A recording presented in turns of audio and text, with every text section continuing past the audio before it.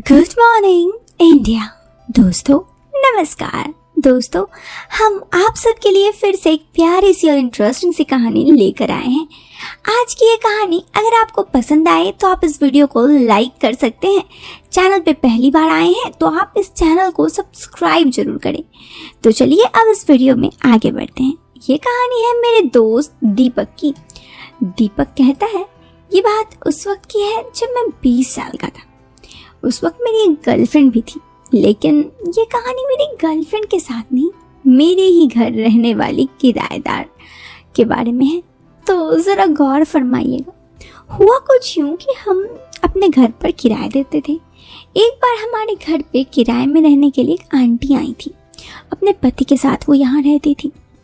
मेरे दिलो दिमाग में उनके लिए पहले तो ऐसा कुछ भी नहीं था, लेकिन समय के साथ साथ सब कुछ बदलने लगा। हुआ कुछ यूँ कि एक दिन मैं अपने घर पर था तो मेरे मम्मी पापा गांव जाने की बात कर रहे थे। मुझे जान के बहुत खुशी हुई। फिर मेरे मॉम डैड गांव चले गए और मेरे खाना वगैरह की जिम्मेदारी उसी आंटी को देकर गए। उसके बाद एक शाम जब मुझे नहीं पता कि वो आंटी छत पर ही थी, मैं छत पे जोर जोर से अपनी गर्लफ्रेंड से बात कर रहा था। मुझे ये बाद में पता चला कि उन्होंने मेरी सारी बातें सुन ली हैं।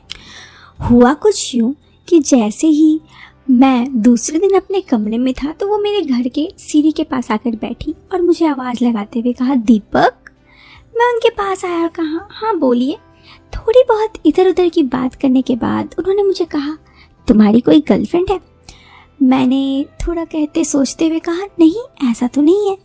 उन्होंने कहा, मुझसे झूठ मत कहो, कल रात को तुम किससे बात कर रहे थे? मैं थोड़ा झेप गया और कहा, जब आपको पहले से पता है तो आप मुझे क्यों पूछ रहे हैं? उन्होंने मुझे कहा, अरे एज अ फ्रेंड तुम मुझे अपना फ्रेंड समझ सकते हो। मुझे काफ़ी डर था कि वो मेरे घर वालों को बता देगी। उन्होंने मुझे कहा, नहीं मैं किसी को नहीं बताऊंगी। मैंने कहा, हाँ मेरी गर्लफ्रेंड है एक, लेकिन उन्होंने कहा, लेकिन क्या? मैंने कहा, बस हम दोनों नए नए ही एक दूसरे से बात करने लगे हैं। उन्होंने कहा, अच्छा तो ऐसी बात है, उससे कभी मिले विले हो घर वर पे? मैंने कहा, बस कॉलेज में। उन्होंने कहा, तो घर बुलाओ। मैंने कहा, घर पर कोई देख लेगा तो? उन्होंने कहा, अरे मैं हूं ना, मैं सब संभाल लूंगी। कोई देख लेगा तो मैं कह दूंगी कि वो लड़की मुझसे मिलने आई थी, तब तो किसी को शक नहीं होगा ना, बताओ। मैंने थोड़ा सोचते हुए कहा, हाँ ये ठीक रहेगा। उसी शाम मैंने अपनी गर्लफ्रेंड को फ़ोन किया और उसे अपने घर आने के लिए कहा। पहले तो वो मुझे बहुत सारे सवाल की, फिर जब मैंने उन्हें सारी बात बताई तो उसने कहा, ठीक है मैं कोशिश करती हूँ। दूसरे दिन मैं उसके इंतज़ार में घंटों बैठा रहा, लेकिन वो नहीं आई। शाम को मैं उससे काफ़ी नाराज़ था। तब उसने मैसेज भेजा, आई एम सॉरी, मैं घर से निकलने ही वाली थी, लेकिन कुछ प्रॉब्लम आ गया जिस वजह से मैं निकल नहीं पाई। मैं उसके बाद समझ रहा था। मैंने कहा, इट्स ओके, और मायूस होकर शाम को छत पे जाकर खड़ा हो गया। मौसम काफ़ी सुहाना था, हल्की हल्की हवाएं चल रही थी। मैं वहीं पे खड़ा था तो वही आंटी आई और मुझसे कही, किराएदार आंटी, कि क्या हो गया? मैंने कहा, कुछ नहीं। उन्होंने कहा, आज तुम्हारी गर्लफ्रेंड आने वाली थी ना? मैंने कहा, ऐसा नहीं है, एक्चुअली वो नहीं आई। उन्होंने कहा, अच्छा तो तुम इसलिए उदास हो? मैंने अपने सर झुका लिया तो उन्होंने अपनी नज़रें झुकाते हुए मुझसे कहा, ऐसा हो जाता है, कभी तुम्हें भी समझना चाहिए। अगर वो नहीं आई तो तुम्हारे आसपास बहुत कोई है। मैं उनकी बातों से कुछ नहीं समझा और वो मैं इधर उधर देखने लगा। उनकी तरफ देखा तो वो कही, हाँ मतलब मैं हूँ। मैं और बड़ी बड़ी आंखें करके जब उनकी तरफ देखने लगा तो उन्होंने कहा, मुझसे बात कर लिया करो। मेरा कहने का मतलब ये है, जैसे तुम सैड होके यहाँ पे अकेले थे, इसीलिए क्या हम लोग इतने अच्छे दोस्त हैं? मैं उनकी बात अब समझा। उन्होंने जो कहा, मैंने कहा, हाँ वो बस ऐसे ही। उन्होंने कहा, चलो अब बहाना बनाना बंद करो और खाना आज तुम मेरे ही घर खाना खा लो। क्या तुम भी अकेले खाते हो? मैं भी अकेले खाऊंगी। मैंने कहा, आपके पति? उन्होंने कहा, वो आज उनका नाइट शिफ्ट है, वो शाम के 7 बजे ही चले गए हैं और अभी वो नहीं आएंगे, वो कल सुबह आएंगे। पता नहीं मैंने भी क्या सोचा, मैंने हामी भर दी। थोड़ी देर हम दोनों यहीं छत पे घूमते रहे। फिर उसके बाद मैं उनके साथ नीचे चला गया। वो खाना बनाने लगी तो मैं उनके घर पर बैठे बैठे टीवी देखने लगा। मैं इससे पहले भी अक्सर उनके घर कभी कदार आ जाया करता, तो मेरे लिए नॉर्मल सी बात थी। उसके बाद मैं टीवी देख रहा था, वो खाना बना रही थी। कुछ देर बाद लाइट चली गई तो उन्होंने मुझे कहा, दीपक उधर से लैंप लेके आना। मैं उनकी बात सुना और उधर लैंप ढूंढने गया। चारों तरफ ढूंढने के बाद जब लैंप नहीं मिली तो मैंने उन्हें आवाज़ दी कि लैंप नहीं मिला। उन्होंने कहा, कोई बात नहीं, वापस आ जाओ। जैसे ही मैं वापस आने लगा, वापस से लाइट आ गई।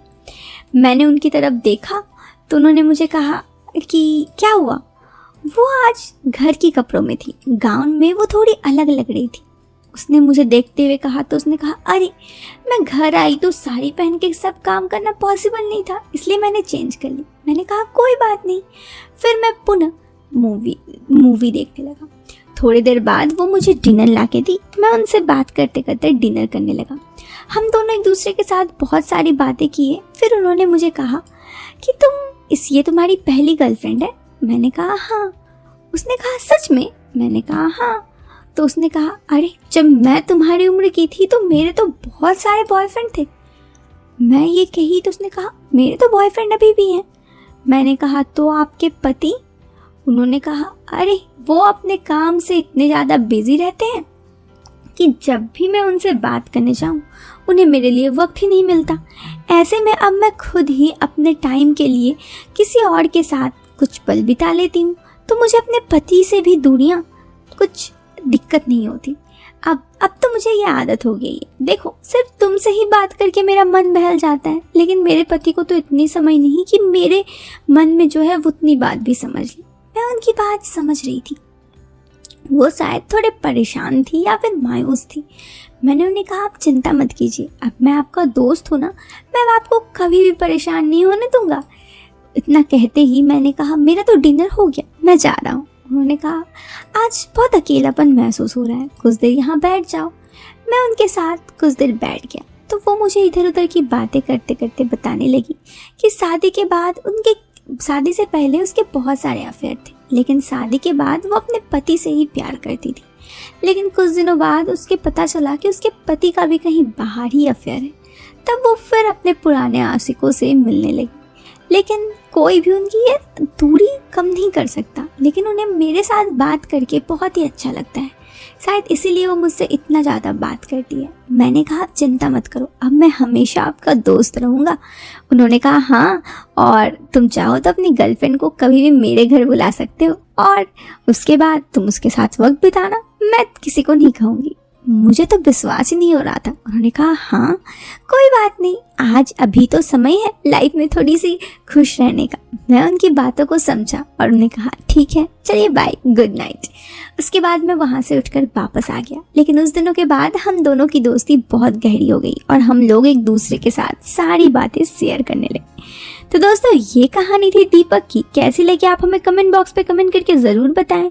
पसंद आई हो तो लाइक, और चैनल पे पहली बार आए हैं तो सब्सक्राइब करें। मिलते हैं फिर एक नए वीडियो में एक नया इंटरेस्टिंग टॉपिक के साथ। Till then bye bye, take care, bye.